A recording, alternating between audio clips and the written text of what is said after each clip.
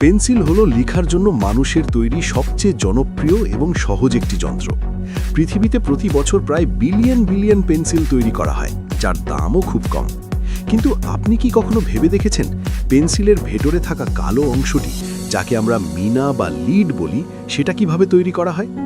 আজকের ভিডিওতে আমরা দেখব কিভাবে পেন্সিল তৈরি হয় এবং কিভাবে গ্রাফাইট পেন্সিলের ভেতরে বসানো হয়।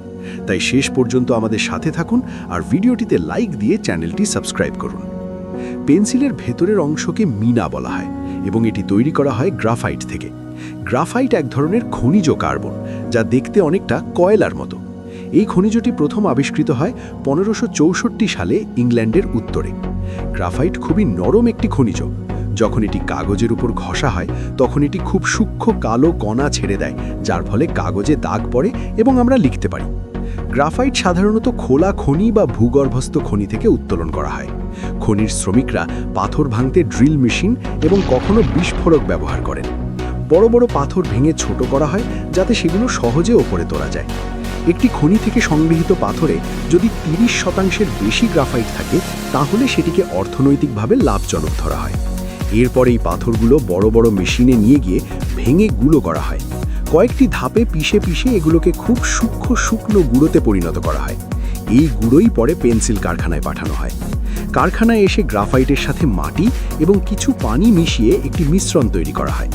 এই উপাদানগুলো 1795 সাল থেকে এখনও পর্যন্ত প্রায় একইভাবে ব্যবহার করা হচ্ছে। মিশ্রণে কতটা মাটি থাকবে তা নির্ধারণ করে পেন্সিলের মিনা কতটা শক্ত বা নরম হবে, আর গ্রাফাইটের পরিমাণ নির্ধারণ করে পেন্সিল কতটা গাঢ় দাগ ফেলবে। অনেকেই মনে করেন পেন্সিলের ভেতরে মিনা ঢোকানো হয় পরে, কিন্তু আসলে মিনাগুলো আগে থেকেই তৈরি করা হয়। প্রথমে সব উপাদান একটি বড় মিক্সারে ভালোভাবে মেশানো হয়। এরপর এতে অল্প পানি যোগ করা হয় এবং প্রায় 1.5 ঘন্টা রেখে দেওয়া হয়, যাতে মিশ্রণটি পুরোপুরি একরকম হয়ে যায়। রঙিন পেন্সিলের মিনা তৈরির সময় এতে রঙের পিগমেন্ট এবং বিশেষ বাইন্ডার যোগ করা হয়। এরপর এই মিশ্রণকে একটি এক্সট্রুশন মেশিনে পাঠানো হয়। এই মেশিন প্রায় 10 টন চাপ দিয়ে মিশ্রণটিকে লম্বা সরু দণ্ডের মতো আকার দেয়, যেটা দেখতে পেন্সিলের মিনার মতো। মেশিন থেকে বের হওয়ার পর মিনাগুলো দেখতে প্রস্তুত মনে হলেও তখনও সেগুলো খুব নরম থাকে।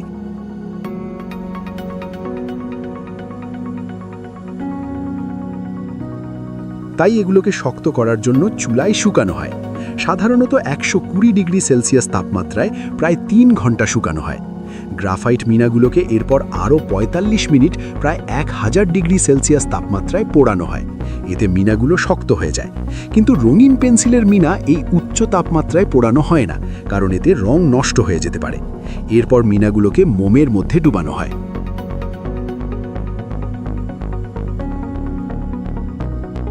এতে মিনার পৃষ্ঠ মসৃণ হয় এবং কাগজের উপর সহজে চলতে পারে। অতিরিক্ত মোম একটি সেন্ট্রিফিউজ মেশিন দিয়ে সরিয়ে ফেলা হয়। এবার আসে কাঠের অংশ তৈরির কাজ। পেন্সিল তৈরির জন্য এমন কাঠ দরকার যা যথেষ্ট নরম কিন্তু সহজে ভেঙে যাবে না। সাধারণত সিডার গাছের কাঠ ব্যবহার করা হয়।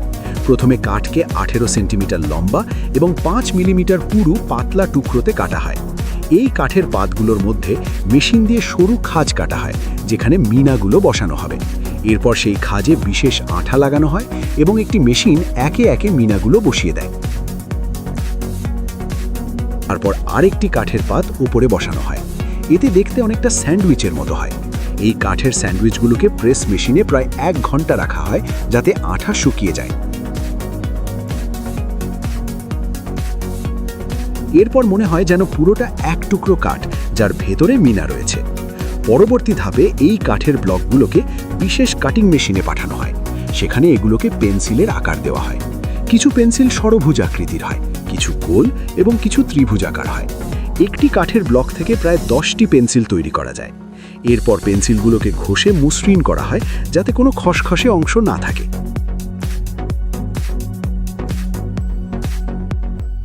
তারপর এগুলো রং করার জন্য প্রস্তুত করা হয়। বড় বড় কোম্পানি সাধারণত জল ভিত্তিক রং ব্যবহার করে, যা পরিবেশের জন্য নিরাপদ এবং শিশুদের ব্যবহারের জন্যও ভালো। পেন্সিলগুলোকে অনেক সময় রঙের ট্যাঙ্কে ডুবিয়ে রং করা হয়। এতে পুরো পেন্সিলে সমানভাবে রং লাগে। সাধারণত 2 থেকে 8টি স্তরে রং করা হয়, যাতে রং সুন্দর ও টেকসই হয়। রং করার পর পেন্সিলের ওপর বার্নিশ লাগানো হয়, যাতে এটি চকচকে দেখায় এবং রং সহজে নষ্ট না হয়। এরপর মেশিন দিয়ে পেন্সিলের গায়ে কোম্পানির নাম, মডেল নাম্বার এবং গ্রাফাইটের শক্ততার মান মুদ্রণ করা হয়। শেষ ধাপে পেন্সিলের মাথা মেশিন দিয়ে ধারালো করা হয়। এরপর প্রতিটি পেন্সিল পরীক্ষা করা হয় যেন সব ঠিকভাবে তৈরি হয়েছে কিনা। কিছু পেন্সিলের পেছনে রাবারও লাগানো হয়।